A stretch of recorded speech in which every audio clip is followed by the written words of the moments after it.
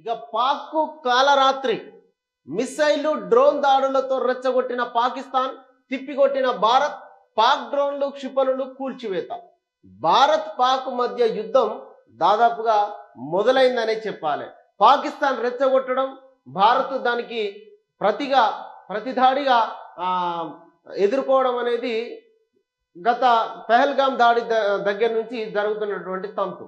దీంట్లో పాకిస్తాన్ కవ్వింపు చర్యలకు, పాకిస్తాన్లో ఉన్నటువంటి మొన్న రాత్రి పెహల్గాం దాడి తర్వాత మొన్న రాత్రి భారత్ గగనతలం నుంచి అక్కడ ఉన్నటువంటి 9 టెర్రరిస్టు స్థావరాలను ధ్వంసం చేసిన సంగతి తెలిసిందే.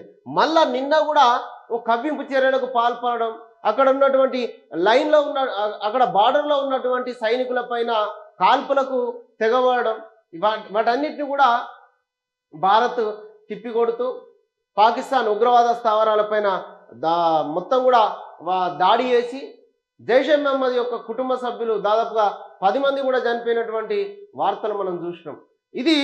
ఈ క్రమం లోపల దేశంలో భిన్నత్వంలో ఏకత్వం కనబడతా ఉన్నది. హిందూ ముస్లిం ఇదే హిందువులను చూపెట్టి దాడులు చేసినటువంటి ఈ ఉగ్రవాదులకు ప్రతిగా భారతదేశం లోపల హిందువులు ముస్లింలు అందరూ కూడా ఐక్యం అనే విధంగా చాటి చెప్పే విధంగా ఆర్మీలో ఉన్నటువంటి జవాన్లకి సంఘీభావంగా ర్యాలీలు కూడా చేయడం జరిగింది. నిన్న చూడండి, మిలిటరీ డ్రోన్లతో భారత్ పైకి పాక్ దాడులు చేసి యుద్ధానికి ఆజ్యం పోస్తే వాటిని ఇండియా సమర్థవంతంగా తిప్పికొట్టింది. పాకిస్తాన్ నుంచి వచ్చినటువంటి సుమారు 20 క్షిపణులను భారత్ నేలమట్టం చేసింది. అయితే అక్కడ ఉన్నటువంటి సైన్యం ఏం చేస్తా ఉన్నది, భారత క్షిపణులను మేము నేలమట్టం చేసినామంటే ఆధారాలు అడిగితే లేవు. ప్రపంచం ముందట పాకిస్తాన్ నవ్వుల పాలవుతున్నటువంటి పరిస్థితి మనందరం చూస్తూనే ఉన్నాం. అమెరికాలో తయారైన F-16 ధ్వంసం చేసిన భారత ఆర్మీ చైనా నుంచి పాక్ కొనుగోలు చేసిన 2 JF-17 యుద్ధ విమానాలను ధ్వంసం చేసింది. లాహోర్, సియాల్కోట్, ఇస్లామాబాద్, పెషావర్ల పైన క్షిపణుల వర్షం కురిపించింది. రష్యా నుంచి దిగుమతి చేసుకున్న అత్యాధునిక S-400 ఎయిర్ డిఫెన్స్ పాక్ క్షిపణులను గాల్లోనే కుప్పగొల్చింది. భారత గగనతలంలోకి ప్రవేశిస్తున్న డ్రోన్లను గుర్తించి నాశనం చేసింది. ఇదే సమయం లోపల పాక్ పైలట్ భారత్కు చిక్కడంతో అదుపులోకి తీసుకున్నది. మరోవైపు రంగంలోకి దిగిన భారత నౌకాదళం కరాచీ పోర్టు పైన మెరుపు దాడులకు దిగింది. ఇది దాడి కాదు, ప్రతి దాడి అంటూ పాకిస్తాన్ చేస్తున్నటువంటి హింసకు జవాబిస్తా ఉన్నారు భారత జవాన్లు. ఇక్కడ colonel Sofiya wing commander Vyoma Singh విదేశీ వ్యవహారాల కార్యదర్శి, మేము దాడి కాదు, ఇది అక్కడ ఉన్నటువంటి పాకిస్తాన్లో ఉన్నటువంటి జనాల పైన కానీ పాకిస్తాన్లో ఉన్నటువంటి సైన్యం పైన కానీ మా కోపం కాదు, అక్కడ ఉన్నటువంటి ఉగ్రవాద స్థావరాలను ధ్వంసం చేయడం మా లక్ష్యం అని చెప్పేసి ఇక్కడ వింగ్ కమాండర్ నిన్న తెలియజేయడం జరిగింది. ఇది మేము దాడి చేస్తున్నటువంటి అంశం కాదు, ప్రతి దాడి మమ్మల్ని రెచ్చగొడితే మాత్రం ఖచ్చితంగా మేము జవాబు చెప్తామంటూ కేంద్ర రక్షణ శాఖ మంత్రి రాజ్నాథ్ సింగ్ కూడా చెప్పడం జరిగింది. ఈ 3 జవాన్ల మృతి ములుగు జిల్లాలోని వాజోడిలో మావోయిస్టుల కాల్పులు, గ్రేహౌండ్స్ బలగాలు కూమింగ్ చేస్తున్న ఘటన. ఇది కర్రిగుట్టకు సంబంధించినటువంటి అంశం. ఇక పోతే జవాన్లకు అండగా 140 కోట్ల మంది భారతీయులు. యుద్ధం విషయంలో కేంద్రానికి పూర్తి మద్దతు. సచివాలయం నుంచి ఇందిరా విగ్రహం వరకు సంఘీభావ ర్యాలీ. ముఖ్యమంత్రి రేవంత్ రెడ్డి ఇక్కడ హైదరాబాద్ లోపల ఒకవైపు అందాల పోటీలు జరుగుతూ ఉన్నాయి, ఒకవైపు ఇటు ఉగ్రదాడులు చేస్తున్నటువంటి నేపథ్యం లోపల ఇటు IPL మ్యాచ్లు, అటు అందాల పోటీలు, వీటన్నిటినీ సమర్థవంతంగా తెలంగాణ పోలీసులు కత్తి మీద సాము చేసేటువంటి పరిస్థితి అయితే ఉన్నది. ఎక్కడ ఏ క్షణాన ఏం జరుగుతుంది. ఇక్కడ ఇప్పటికే రేవంత్ రెడ్డి ఈ ఆర్మీకి మోడీ వెంట 140 కోట్ల మంది ప్రజలం మేము ఉన్నాం, దాంట్లో మేము కూడా మద్దతు ఉంటుంది అని చెప్పేసి ఇక్కడ పార్టీలకు అతీతంగా, రాజకీయాలకు అతీతంగా అందరూ ఏకం కావాల్సిన అవసరం ఉన్నదని రేవంత్ రెడ్డి మోడీకి మద్దతు కూడా పలకడం జరిగింది. దీంట్లో ఇక్కడ పాకిస్తాన్ వ్యక్తులు ఎవరైతే ఉన్నారో, బంగ్లాదేశ్ నుంచి వచ్చినటువంటి రోహింగ్యాలు ఎవరైతే ఉన్నారో వాళ్ళను గుర్తించాలి అని చెప్పేసి కూడా పోలీసులకు ఆదేశాలు ఇవ్వడం జరిగింది. అట్లనే ఇక పాక్కు చెందిన F-16 2 JF-17 ఫైటర్స్ నేలమట్టం చేసిరు. భారత సైన్యానికి చిక్కిన పైలట్. పాక్ చర్యకు ప్రతిగా లాహోర్, ఇస్లామాబాద్, సియాల్కోట్, పెషావర్ల పైన దాడి. తొలిసారిగా S-400 ప్రయోగం. కరాచీ పైన విరుచుకుపడిన నౌకాదళం, పోర్టు ధ్వంసం. పాక్ ప్రధాని ఇంటి సమీపంలో పేలుడు, బంకర్లోకి షెహబాజ్ షరీఫ్, అనంతరం విదేశాలకు పారిపోయినట్టుగా వార్తలు. ఇక గట్టి జవాబిస్తాం, సహనాన్ని పరీక్షిస్తే ఇదే పర్యవసానం అంటూ రాజ్నాథ్ సింగ్ చెప్పడం జరిగింది. భారత వ్యతిరేక ప్రచారాన్ని ఉపేక్షించద్దు సీఎంలకు, అంటే ఈ సమయం లోపల ఫేక్ న్యూస్ని పెట్టి పాకిస్తాన్కు మద్దతు తెలుపుతున్నట్టు, భారత్ తప్పు చేస్తున్నట్టు, భారత్ను విమర్శిస్తూ వీడియోలు కనుక ఫేక్ న్యూస్ కనుక సర్క్యులేట్ చేస్తే అస్సలు ఉపేక్షించద్దు అని చెప్పేసి అమిత్ షా అన్ని రాష్ట్రాల ముఖ్యమంత్రులు కూడా చెప్పడం జరిగింది. ఇక సైన్యానికి సెల్యూట్ ఖర్గే, పాక్ మూలాలున్న కంటెంట్ నిలిపేయండి, ఓటీటీలకు కేంద్రం ఆదేశాలు.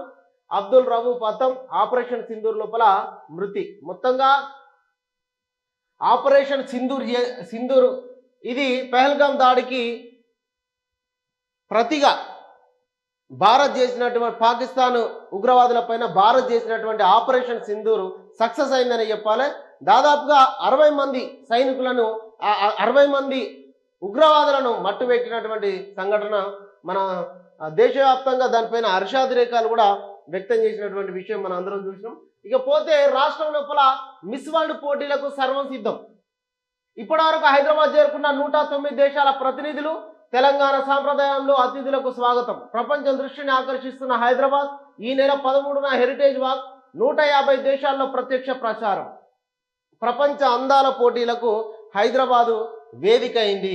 3 వారాల పాటు ఈ పోటీ లోపల 120 దేశాలకు సంబంధించినటువంటి ప్రతినిధులు, అందాల భామలు సందడి చేయనున్నారు. రాష్ట్ర పర్యాటక శాఖ ఆధ్వర్యం లోపల ఈ నెల 10వ తారీఖున గచ్చిబౌలి ఇండోర్ స్టేడియం లోపల ఈ పోటీలు ప్రారంభం కానున్నాయి. దీనికి సంబంధించి ఇప్పటికే ప్రభుత్వం పూర్తిగా ఏర్పాట్లు కూడా చేయడం జరిగింది.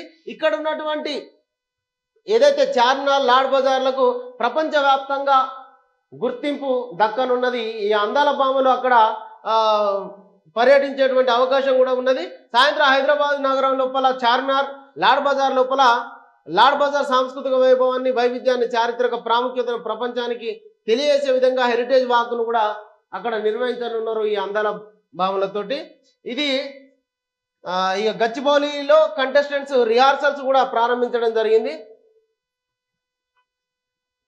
ఇది ఈ అందాల పోటీలను గురుకుల విద్యార్థినీలకు, అదేవిధంగా రాష్ట్రంలో ఉన్నటువంటి వివిధ ప్రతినిధులకు ఈ అందాల పోటీలను చూపించేటువంటి అవకాశం కూడా ఉన్నది.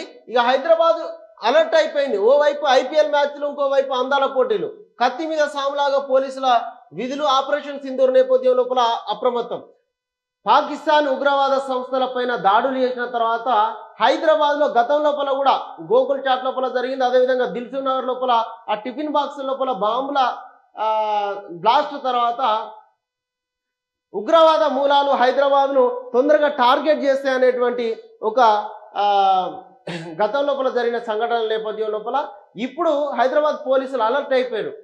ఓవైపు ఈ మ్యాచ్లు నిజంగా ఈ ఐపీఎల్ మ్యాచ్లను రద్దు చేస్తే అయిపోతుంది. ఎందుకంటే దేశవ్యాప్తంగా ఆర్మీకి మద్దతుగా, అంటే ఆర్మీ చేసేటువంటి పోరాటానికి ఈ ఉగ్రవాదులు ఎప్పుడు ఏం చేస్తారో తెలియదు. కాబట్టి ప్రపంచవ్యాప్తంగా ఉన్నటువంటి ఆ ప్లేయర్లు ఐపీఎల్ మ్యాచ్లు ఆడుతున్నారు. కాబట్టి కట్టుదిట్టమైనటువంటి భద్రత ఆల్రెడీ చేస్తున్నప్పటికీ గతంలో జరిగినటువంటి సంఘటనలు కనుక మనం గుర్తు తెచ్చుకొని ఇప్పుడు వీటిని ఐపీఎల్ మ్యాచ్లను పూర్తిగా రద్దు చేస్తే మంచిది.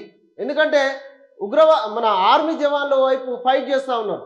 ఈ టైం లోపల మనం ఎంజాయ్ చేయడం అనేది కూడా కరెక్ట్ కాదు. అట్లనే ఈ అందాల పోటీల వైపు కూడా పూర్తిగా ఒక భద్రత పెంచి ఎట్లాంటి ప్రమాదం జరగకుండా చూస్తూ ఉన్నారు పోలీసులు. దీనికి ఇప్పటికే కట్టుదిట్టమైనటువంటి భద్రతను కూడా చెప్పడం జరిగింది. హైదరాబాద్లో ఉంటున్నటువంటి పాకిస్తాన్ వాసులు నగరం నుంచి వెళ్ళిపోవాలని కేంద్రం ఆదేశాలు ఇవ్వడం జరిగింది. అట్లనే బంగ్లాదేశ్ నుంచి వచ్చినటువంటి రోహింగ్యాలను గుర్తించాలని చెప్పేసి కూడా పోలీసులకు రేవంత్ రెడ్డి ఆదేశాలు కూడా ఇవ్వడం జరిగింది. పోలీసులకు ఎట్లాంటి సెలవులు కూడా లేవని అన్ని డిపార్ట్మెంట్ అధికారులు అప్రమత్తంగా ఉండాలని చెప్పేసి ప్రభుత్వం ఇప్పటికే ఆదేశించడం జరిగింది. ఈ మిస్ వరల్డ్ పోటీలు, అదేవిధంగా ఈ ఐపీఎల్ మ్యాచ్లు, వీటన్నిటి దృష్ట్యా పోలీసులకు కత్తి మీద సాములాగా ఈ భద్రత వ్యవహారం అయితే ఉన్నది. మొత్తంగా ఇది ఆపరేషన్ సింధూర్ నేపథ్యం లోపల ఇది జరుగుతూ ఉన్నది. ఇక ఇందిరమ్మ ఇండ్లకు 1,00,000 లోన్. ఆర్థిక స్తోమత లేని మహిళా సంఘాల సభ్యులకు అప్పు తీసుకునే వెసులుబాటు కల్పించిన ప్రభుత్వం. ఇండ్ల నిర్మాణాలు వేగవంతానికి సర్కార్ ప్లాన్. ఇది దాదాపుగా ఇది ఒక అద్భుతమైనటువంటి పని. ఎందుకంటే ఇందిరమ్మ ఇల్లు లేని వాళ్ళే వాళ్ళు ఇల్లు కట్టుకోవడానికి అప్లై చేసుకున్నారు. అప్లై చేసుకున్న వాళ్ళ లోపల కనీస ఇల్లు నిర్మాణం లేనటువంటి వాళ్ళకు ఇండ్లు మంజూరు చేసింది ప్రభుత్వం. అయితే మొదటగా ఈ పునాది తీసిన దానికి ₹1,00,000 ఇస్తామని చెప్పి, తీసిన తర్వాత ₹1,00,000 ఇస్తామని చెప్పి ప్రభుత్వం ప్రకటించింది. కానీ ఆ పని కోసం ₹1,00,000 ఎక్కడి నుంచి కావాలి? ఈ లబ్ధిదారులకు ₹1,00,000 కూడా ఈ మహిళా సంఘాలు ఈ మహిళలకి లోన్ ఇచ్చేటువంటి పనిని ప్రభుత్వం ముందటేసుకున్నది.